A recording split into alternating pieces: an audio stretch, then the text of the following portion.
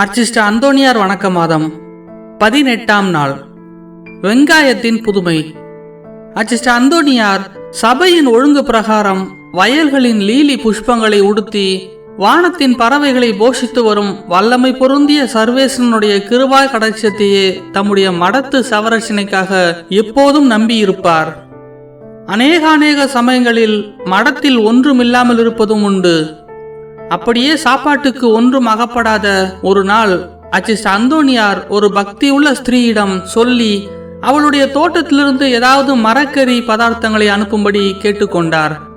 அப்போது அந்த புண்ணியவதி உடனே தன்னுடைய வேலைக்காரியை அழைத்து தோட்டத்தில் காய் வகைகள் பறித்து மடத்துக்கு கொண்டு போய் கொடுக்க வேண்டுமென்று கட்டளையிட்டாள். ஆனால் அச்சமயம் அசாத்தியமான மழை விடாமல் பெய்து கொண்டிருந்ததால் வேலைக்காரி சாக்கு போக்கு சொன்னபோது அவசியம் கொண்டு போகத்தான் வேண்டுமென்று எஜமானி திரும்பவும் கட்டளையிட்டதால் வேலைக்காரி ஒரு பெருங்கொத்து வெங்காயமும் கிழங்கும் காய்களும் பறித்து தொலைவில் இருந்த மடத்துக்கு எடுத்து போனாள். மழை ஓயாமல் பெய்து கொண்டிருந்த போதிலும் ஒரு துளி தண்ணீர் முதலாய் அவள் மேல் படவில்லை.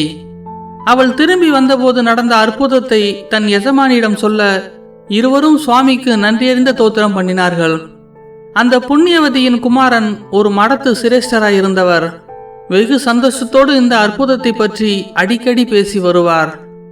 இந்த விசேஷத்தை பற்றி தான், இந்த புதுமையை ஞாபகப்படுத்துவதற்காகத்தான் பிரிவுப்பட்டணத்தில் ஆகஸ்ட் மாத கடைசி ஞாயிற்றுக்கிழமை அன்று வெங்காய சந்தை வெகு வருஷ காலமாய் கூடி நடந்து வருகிறது என்று அநேகர் எண்ணுகிறார்கள்.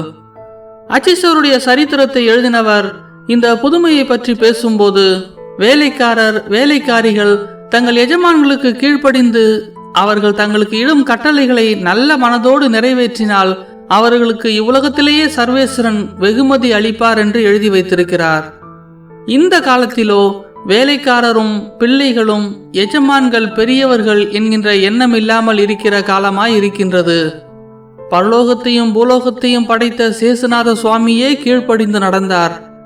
ஆனதால் கீழ்ப்படிந்து நடக்கிறவர்களை கடவுள் ஆசீர்வதிப்பார். காணாமல் போன பொருளை கண்டுபிடிக்கும்படி அர்ச்சிஸ்ட அந்தோணியார் செய்கிறார் என்பது எல்லோரும் அறிந்த காரியம்.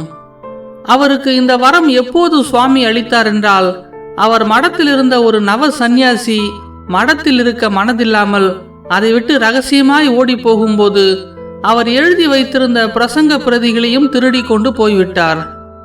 அந்தோணியார் அவர் ஓடி போனதை பற்றியும் மேலும் திருடினதை பற்றியும் கவலைப்பட்டு வேண்டிக் கொண்டார். திருடி ஓடி போக தந்திரம் பண்ணின பசாசே நவ சந்நியாசியை கொன்று போடுவதாக பயமுறுத்தி திருடின பொருளோடு திரும்பவும் மடம் சேர கட்டாயப்படுத்தியதால் சந்நியாசி பயந்து மனஸ்தாபப்பட்டு திரும்பி வந்து அர்ச்சிஸ்டருடைய பாதத்தில் விழுந்து தன்னை மடத்தினின்று தள்ளிவிடாதபடிக்கு அவரை கெஞ்சி மன்றாடினார்.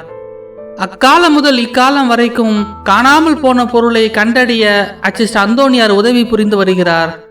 13ஆம் சிங்கராயர் என்னும் அர்ச்சிஸ்ட பாப்பானவர் அர்ச்சிஸ்ட அந்தோணியார் பூலோகம் முழுமைக்கும் அர்ச்சிஸ்டவர் என்கின்றார். மெய்யாகவே அந்தோணியார் எத்தேசங்களிலும் எந்த சாதி மனிதரிடத்திலேயும் தமது வல்லமையை காட்டி புதுமை செய்து கொண்டு வருகிறார்.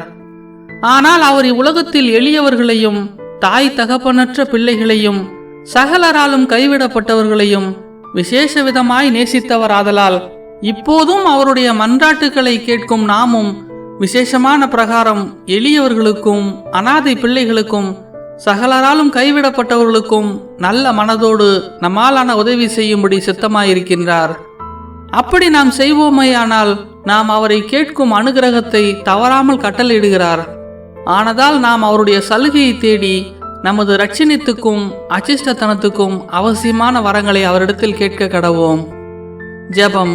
கவலைப்படுகிறவர்களுக்கு ஆறுதல் தருகின்ற அர்ச்சிஸ்ட அந்தோணியாரே, என்னை சுற்றிலும் வருத்தும் இக்கட்டுகளை பார்த்து என்னை ரட்சித்தருளும்.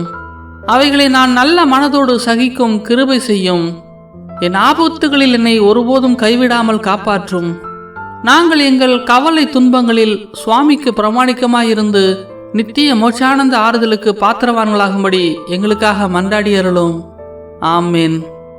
இன்றைய தினத்தில் செய்ய வேண்டிய நற்கிரியை ஒரு எளியவனுக்கு சாப்பாடு போடுகிறது. இன்றைய தினத்தில் அடிக்கடி சொல்ல வேண்டிய மனவல்லிய ஜபம். கஷ்டப்படுகிறவர்களுக்கு தேற்றரவான அர்ச்சிஸ்ட அந்தோணியாரே, எங்களுக்காக வேண்டிக் கொள்ளும்.